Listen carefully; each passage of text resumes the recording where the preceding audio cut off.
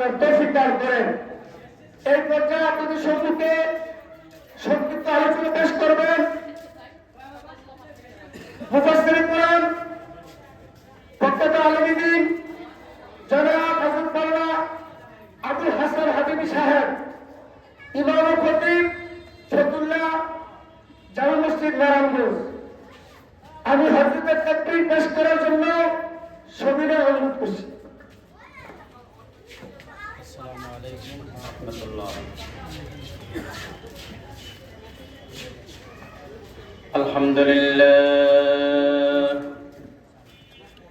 আলহামদুলিল্লাহ নাহমাদুহু ওয়া নাস্তাঈনুহু ওয়া নাস্তাগফিরুহ ওয়া নাউযু বিল্লাহি মিন শুরুরি আনফুসিনা ওয়া মিন সাইয়্যাতি আ'মালিনা। من يهد الله فلا مضل له ومن يضلله فلا هادي له ونشهد أن سيدنا وحبيبنا وطبيبنا ومحبوبنا ومرشدنا ومولانا محمدا عبده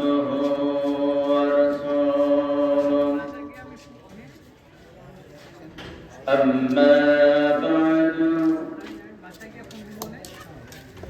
فقد قال الله تعالى تبارك اسمه في القرآن المجيد. أعوذ بالله من الشيطان الرجيم. بسم الله الرحمن الرحيم.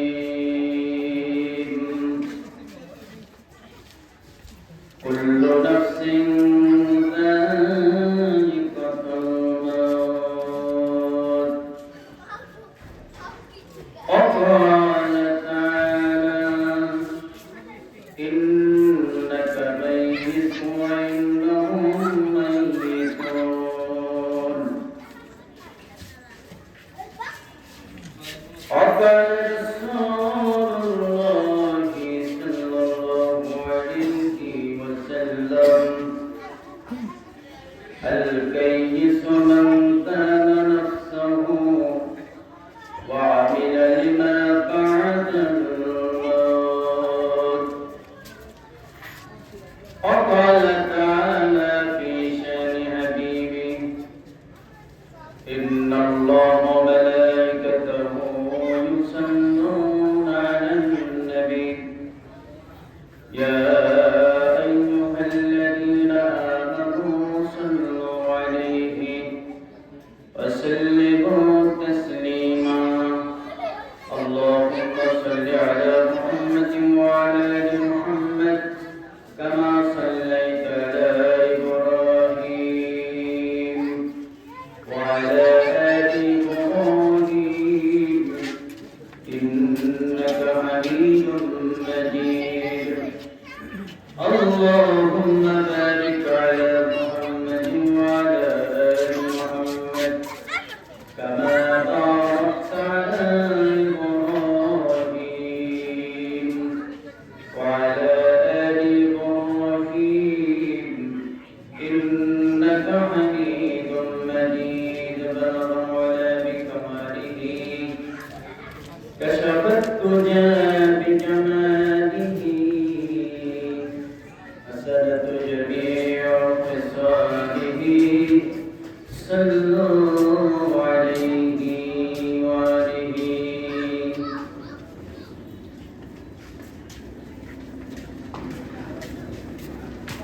আজকে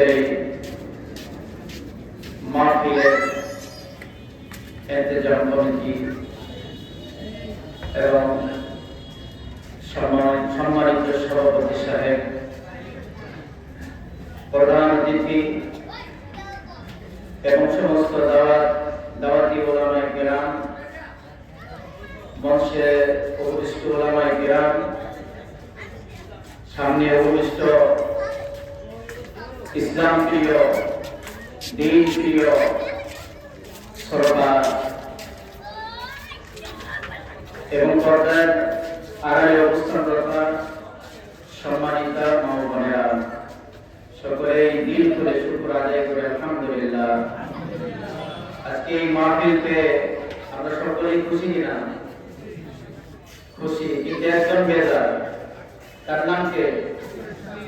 ইবলিস শয়তান। ঠিক আছে না?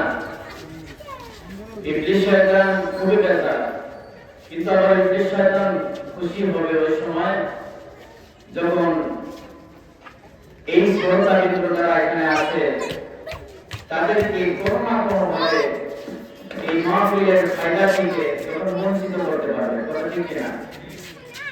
বিজ্ঞানে একটা কথা শোনা গেল, এটা ইবলিসের বড় ফায়দা। এজন্য আমরা প্রতিজ্ঞা করে বলবো যে আমাদের কোনো কথা না করে। কথা ঠিক কিনা? এই পৃথিবী আল্লাহ পাক রব্বুল আলামিন আল্লাহ তাআলার প্রিয় বান্দাদের জন্য সুসজ্জিত করেছেন, সাজাইছেন। যেদিন এই পৃথিবীতে আল্লাহ তাআলার প্রিয় বান্দাবান্দি থাকবে না, এই পৃথিবীকে আল্লাহ তাআলা আর রাখবেন না। একটা বিবাহের অনুষ্ঠান সাজায় বরের জন্য, কথা ঠিক কিনা? যদি বর না থাকে ওই সাজানো গোছানো অনুষ্ঠান কি আর থাকে? থাকে না। তদ্রূপ আল্লাহ রব্বুল আলামিন এই পৃথিবীকেও তখনই ধ্বংস করে দিলেন যখন এই পৃথিবীতে একজন ইমানদার বাকি থাকবে না। যেমন মানুষের ভিতরে যখন গ্রুপ না থাকে তখন ওই মানুষটার কোনো দাম থাকে না। ওই মানুষটার আর এক নাম হয় লাশ। ওটা দেখে না। এই পৃথিবীতে যেদিন ইমানদার একজন ইমানদার বাকি থাকবে না, সেদিন এই পৃথিবীর কোনো মূল্যই থাকবে না। তখন এই পৃথিবীর মৃত্যু হয়ে যাবে। আল্লাহ পাক রব্বুল আলামিন বলেন, কুল্লু নাফসিন যায়িকাতুল মাউত। যার প্রাণ আছে তার একদিন মৃত্যুর স্বাদ গ্রহণ করতে হবে। কথা ঠিক না? আমরা জানি শুধু প্রাণীদের মৃত্যু হয়। হাদিস গ্রন্থ তালাশ করলে দেখা যায় আল্লাহ তাআলার আরশের নিচে যারা আছে তাদের সকলেরই মৃত্যু হবে। এই পৃথিবীরও মৃত্যু হবে, এই জমিনের মৃত্যু হবে। জমিনের নিচে আরো ছয়টা জমিন আছে, তাদেরও মৃত্যু হবে, ধ্বংস হবে।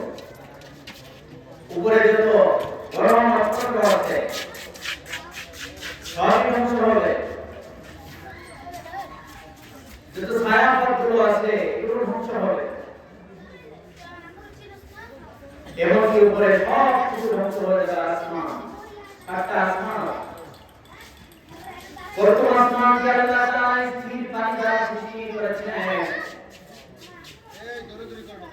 জমিন থেকে প্রথম আসমানের দূরত্ব 500 বছরের রাস্তা।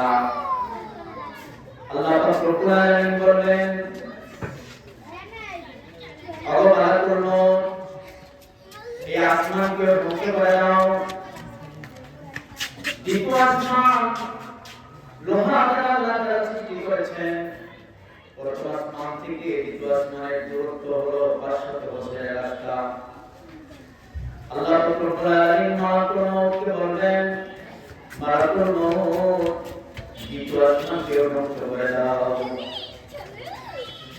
সাত জমিন আল্লাহ তাআলা ধ্বংস করে দিলেন। এর উপরে যত গ্রহ আছে, নক্ষত্র আছে, সবার মউত হবে। আল্লাহ পাক রব্বুল আলামিন ইরশাদ করলেন,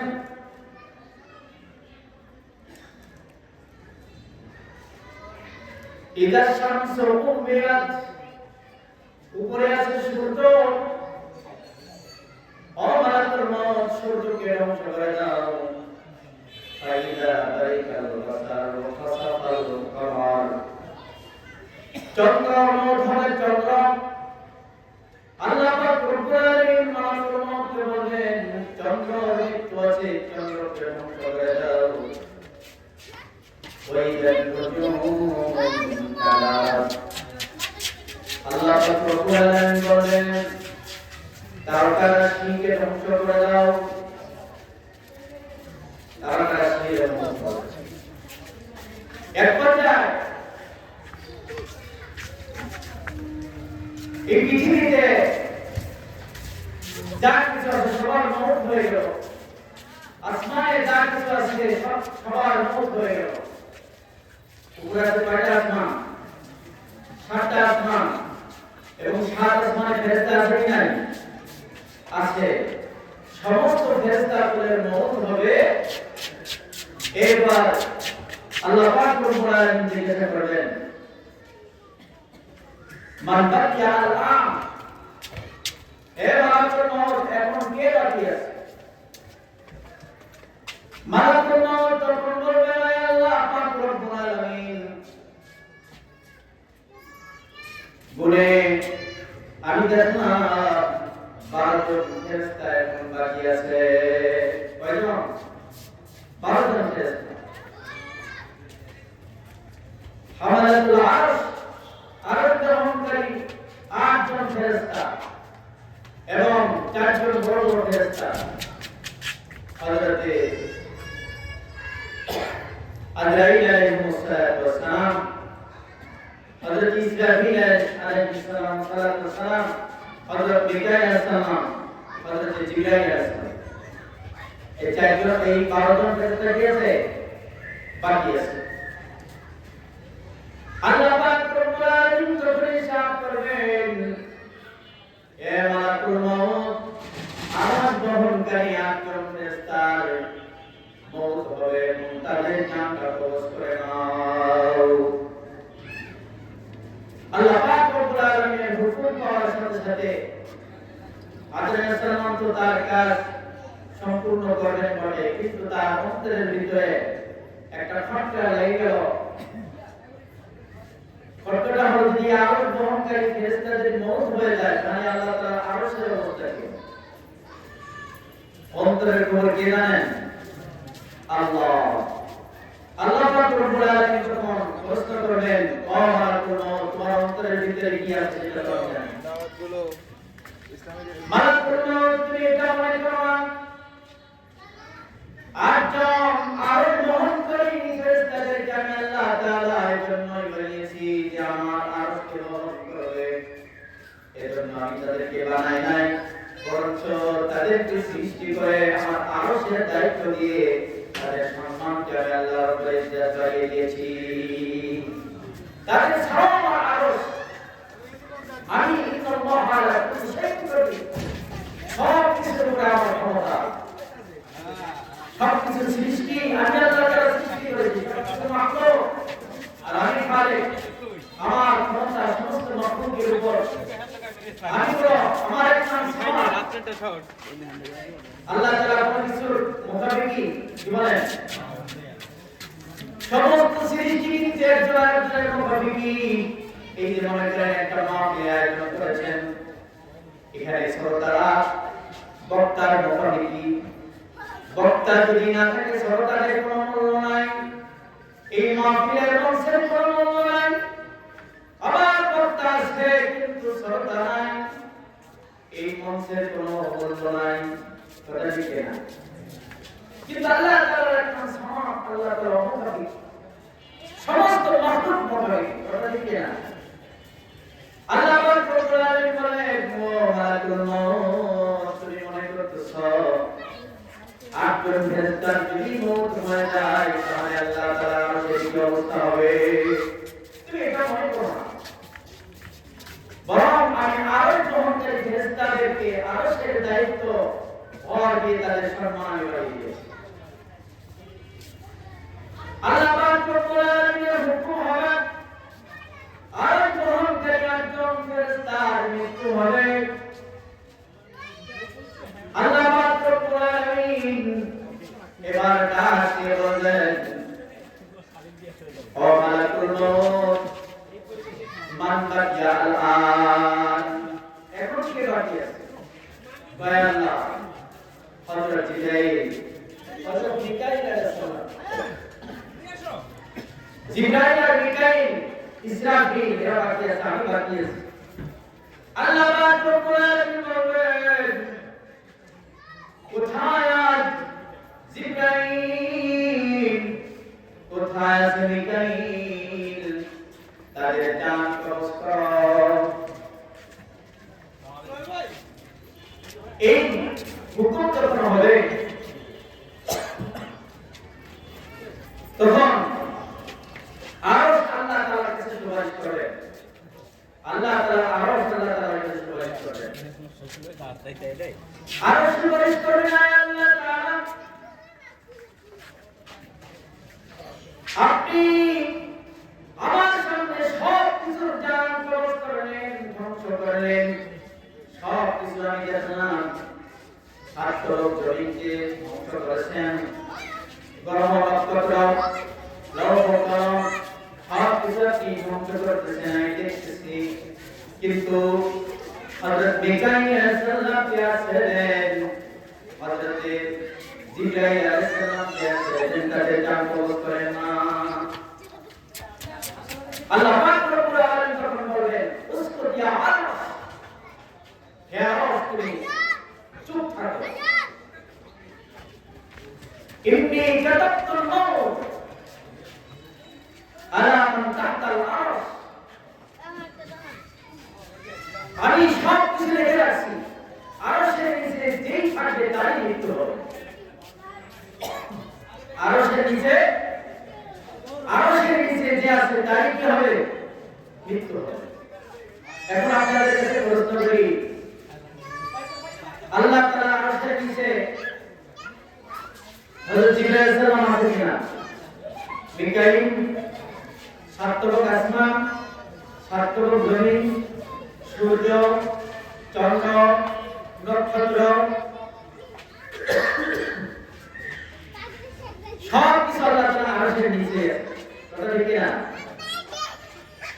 আল্লাহ পাক রব্বুল আলামিন বলবেন, আরশ জীবনে বহু সুপারিশ তুমি করেছো, তোমার সমস্ত সুপারিশ আমি আল্লাহ পাক রব্বুল আলামিন মঞ্জুর করেছি, কিন্তু আমার নবী আমার যখন মৃত্যু হলো তখন আরো চুপ ছিলাম, তখন তুমি আমার নবীকে ভয় করে সুপারিশ করো নাই। বিশ্বনবীর মওতের দিন সমস্ত মাখলুক ব্যথায় ব্যথিত হয়েছে, গাছের কাঁচা পাতাগুলো ধরে ধরে পড়েছে, দুধপায়ী বাচ্চা দুধ পান বন্ধ করে দিয়েছিল, আমরা ইতিহাস জানি, কথা ঠিক না? এমনকি হযরত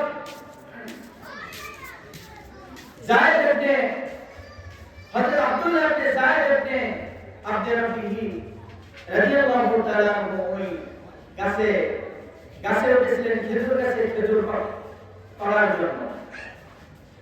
এই অবস্থায় হযরত আব্দুল্লাহ ইবনে যায়েদ ইবনে আব্দুর রাব্বিহি রাদিয়াল্লাহু তাআলা আনহু সাল্লেন, বিশ্বনবীর ইন্তেকাল হয়ে গেছে।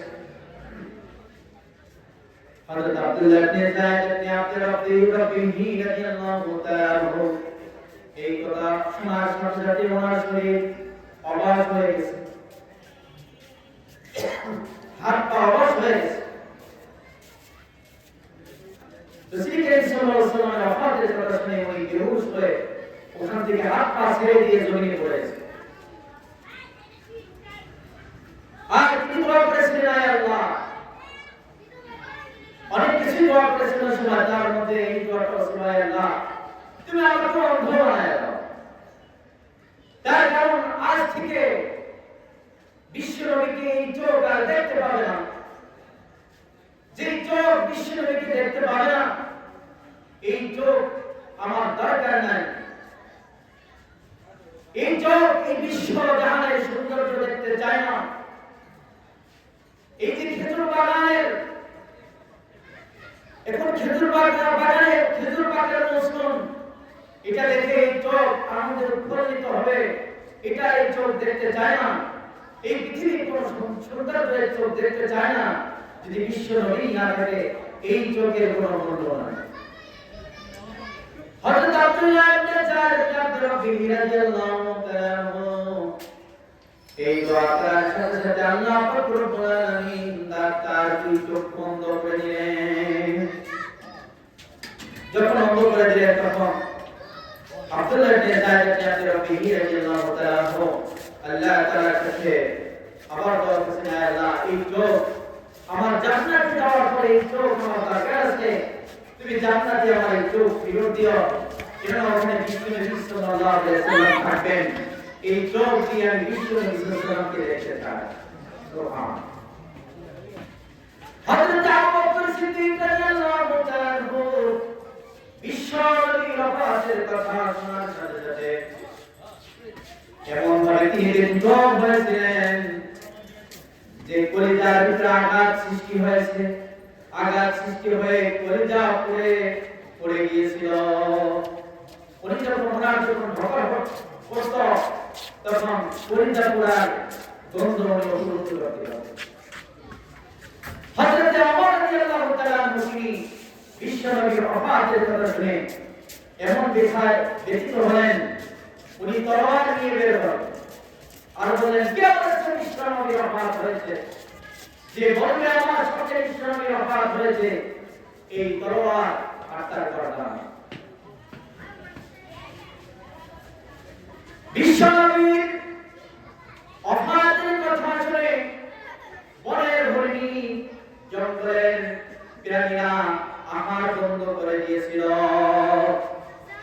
তখন আরশ, তুমি চুপ ছিলা, তুমি কোন বিশ্বনবীর ওফাতের ব্যাপারে তুমি কোন সুপারিশ করো নাই, সুতরাং এখন আরশ তুমি চুপ থাকো। ইন্নী কাতাবতুল মাউত, আমি মওতকে লিখে রাখছি, আলা তাহতাল আরশ, আলা মান তাহতাল আরশ, আরশের নিচে যেই থাকবে তারই মৃত্যু হবে। আল্লাহ পাক রব্বুল আলামিন কথাটা এমন উৎসাহ সহকারে বললেন, এমন রাগান্বিত হয়ে বললেন, আল্লাহ তাআলা এই কথা শুনে আরশ থরথর করে কাঁপতে থাকলো, আরশ কম্পিত হলো।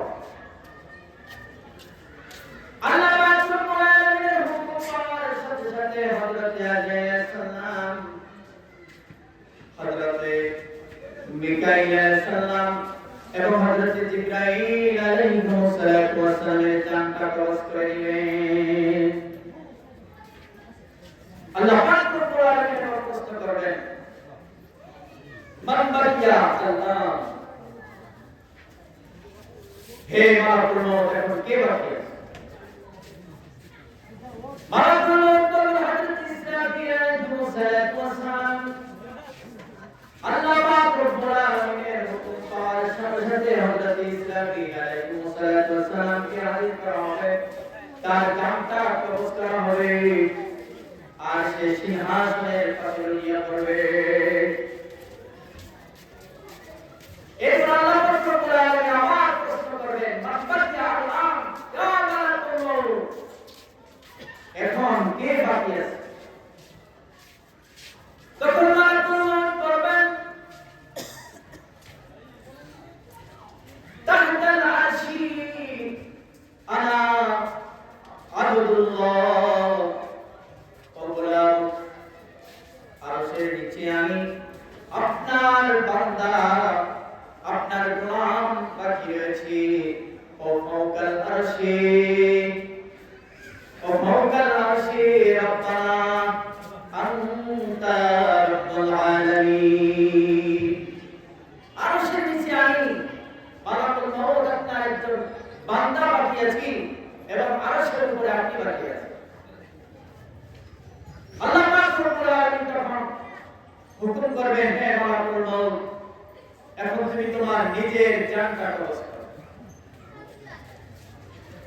মালাকুল মউত তখন হাদিসের বাক্যের ভিতরে আছে মালিক মালাকুল মউত তখন এত জোরে চিৎকার দিবে, যদি সাতবক আসমান সাতবক জমিন যদি তখন বাকি থাকতো কিয়ামত আরেকটা কায়েম হয়ে যেত।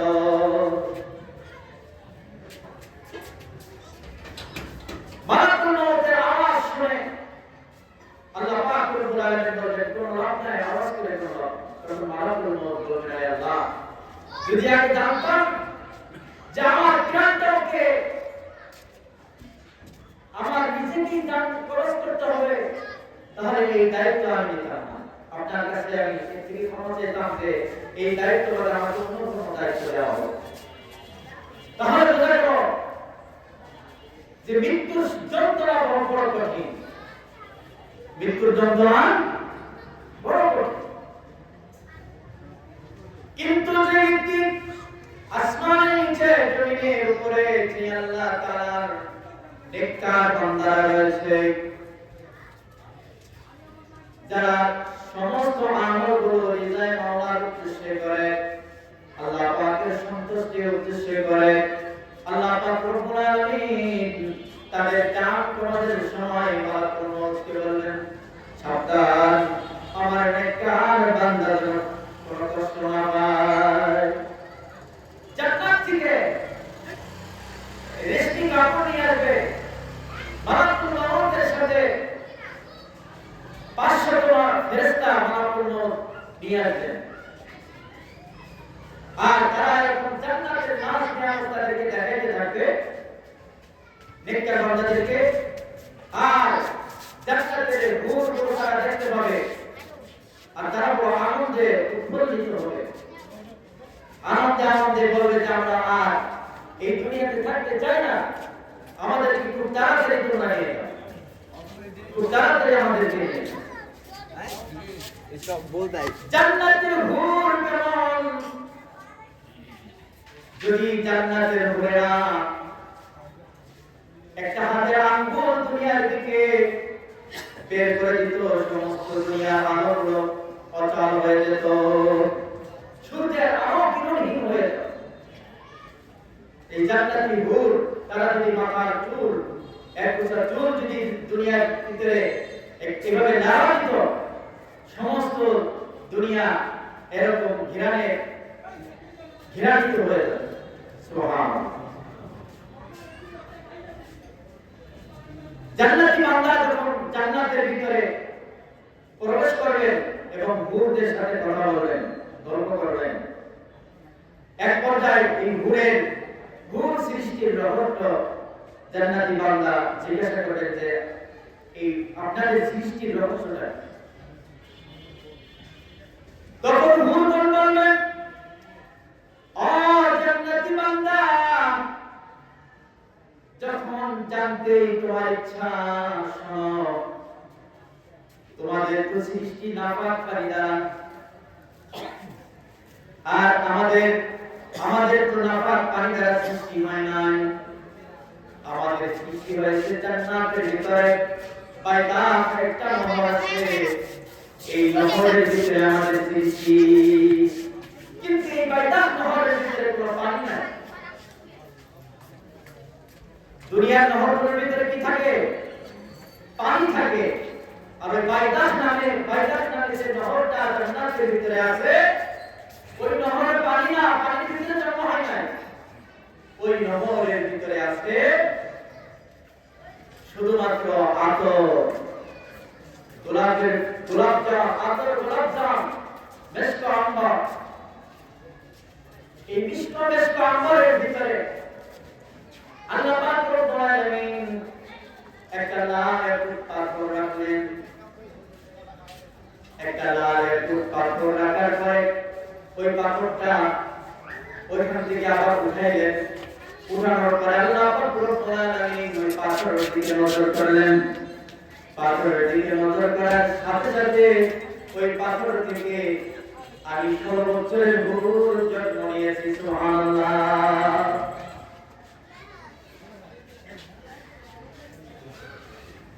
এরপরে আল্লাহ পাক রব্বুল আলামিন আমাদেরকে হেফাজত করলেন। একটা সাদা পাথরের একটা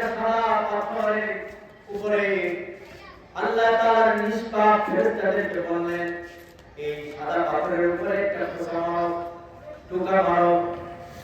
আর যখন ওই ফেরেশতা ওই সাদা পাথরের উপরে টোকা মারলো, সাথে সাথে একটা গম্বুজ তৈরি হয়ে গেল। সুবহানাল্লাহ। আর এই গম্বুজের ভিতরে আমরা সংরক্ষিত ছিলাম। আমাদেরকে কোন জিন ইনসান স্পর্শ করে না, আমাদেরকে কোন জিন স্পর্শ করে নাই, কোন মানুষ কি করে নাই, স্পর্শ করে না। জান্নাতি বান্দার পর্যায়ে জিজ্ঞাসা করবেন, আচ্ছা বলো তো তোমরা কি ওই গম্বুজের ভিতরে ঘুমিয়েছিলে না অন্য কোন কাজের ভিতরে লিপ্ত ছিলে? তখন বলবেন আমরা ওই গম্বুজের ভিতরে শুধুমাত্র প্রেমের কবিতা বলে গেছি, কবিতা লিখেছি, কবিতা প্রবন্ধ লিখেছি। তখন জান্নাতি বান্দা বলবেন, আচ্ছা এই কবিতা, প্রেমের কবিতা কাদের জন্য তোমরা লিখেছো? তখন বলবেন, ওগো আমাদের মহব্বতের স্বামীগণ, অন্য কারোর জন্য আমরা লিখি নাই। এই প্রবন্ধ, এই কবিতা একমাত্র আপনাদের জন্যই লিখেছি। তখন বলবেন,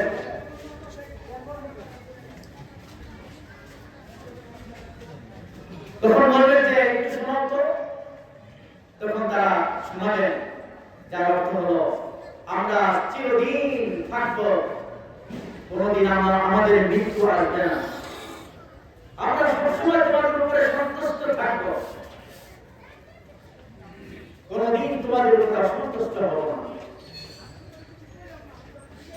দুনিয়ার স্ত্রীরা কোন সময় সন্তুষ্ট থাকে, কোন সময় অসন্তুষ্ট থাকে, কথা ঠিক না? কিন্তু আল্লাহ পাক রব্বুল আলামিন আমাদেরকে এমন ভাবে সৃষ্টি করেছেন, আমরা কোনদিন আপনাদের উপরে অসন্তুষ্ট হব না। দুনিয়ার স্ত্রীগণের মৌত ছিল, তাদের মৃত্যু হয়েছিল, কিন্তু আমাদের কোনদিন মৃত্যু হবে না, আমরা চিরকাল তোমাদের জন্য। এই কথা, এই বক্তব্য যখন শুনবে, তখন জান্নাতের ভিতরে নিজের স্ত্রী যদি নেককার হয়, ওই স্ত্রীও জান্নাতে আপনার সাথেই থাকবে। ওই স্ত্রী শুনে একটু মন খারাপ থাকবে, মন খারাপ থাকবে যে জান্নাতের হরিরা নিজেদের সৌন্দর্য বর্ণনা করতেছে, আমরা কত সুন্দর না, আমরা আব্দুল করিম, আব্দুল রহিম, আব্দুল জব্বারের স্ত্রী ছিলাম, খুব কালা ছিলাম, কুৎসিত ছিলাম। তখন ফেরেশতারা ওই স্ত্রীদেরকে শিখাই দেবে যে হে জান্নাতি, সমস্ত হুরদের সর্দারনি, সমস্ত হুরদের সর্দার, তুমি অসন্তুষ্ট হও না, তোমার ভিতরে কিছু গুণ আছে, এই গুণগুলো আজকে প্রকাশ করো। আল্লাহ পাক রব্বুল আলামিন এই গুণগুলো শোনার সাথে সাথে তোমাদেরকে জান্নাতের সমস্ত রমণীদের, সমস্ত হুরদের সর্দারকে তোমাদেরকে বানায় দেবেন। সুবহানাল্লাহ। তখন জান্নাতি ওই মহিলা তখন বলবে, ও জান্নাতের হুরগণ শোনো, আমরা মাওলার পাগল ছিলাম, মাওলার পাগল হয়ে শীতের রজনীতে আমরা ওযু করেছি, শীতের রজনীতে আমরা ওযু করেছি, ওযু করে এরকম তাহাজ্জুদ নামাজ পড়েছি, 5 ওয়াক্ত নামাজ পড়েছি, আওয়াবিন নামাজ পড়েছি, চারটের নামাজ পড়েছি, ইশার নামাজ পড়েছি। আমরা ছিলাম নামাজি, আমরা ছিলাম ওযু করেনেওয়ালা, তোমরা ওযু করেনেওয়ালা ছিল না। মাওলার রাজি খুশি করার জন্য কোনদিন তোমরা ঠান্ডা পানি দিয়ে ওযু করো নাই। আমরা ছিলাম নামাজি, তোমরা কোনদিন এক রাকাত নামাজ পড়ো নাই। আর আমরা যে নামাজ পড়েছি মাওলার ইশকে আশিক হয়ে, এরকম 5 ওয়াক্ত নামাজ পড়েছি, তাহাজ্জুদ নামাজ পড়েছি, আওয়ামী নামাজ পড়েছি, চারটে নামাজ পড়েছি। আমরা ছিলাম সৎকার করেওয়ালা, দান সৎকার করেওয়ালা। আমাদেরকে আল্লাহ পাক রব্বুল আলামিন দুনিয়ার জিন্দেগিতে অনেক মাল সম্পদ দিয়েছিল। আমাদের উপরে যাকাত ফরজ হয়েছিল। আমরা কার বিক্রি করি নাই। আমরা আল্লাহ তাআলার প্রদত্ত সম্পদ থেকে যাকাত আদায় করেছি, সৎকারের বিধি আদায় করেছি, গরিব অসহায়দেরকে এরকম দান খয়রাত করেছি। কিন্তু তোমরা কোনদিন কি করো নাই? দান খয়রাত করো নাই। তোমরা কোনদিন সৎকার করো নাই, যাকাত আদায় করো নাই। এরকম ভাবে নিজেদের এই গুণগুলো বলার সাথে সাথে আল্লাহ পাক রব্বুল আলামিন বলেন, ও জান্নাতি রবি শানা, তুমি এতক্ষণ তোমার মন সন্তুষ্ট ছিল যে জান্নাতের হুরেরা কত সুন্দর।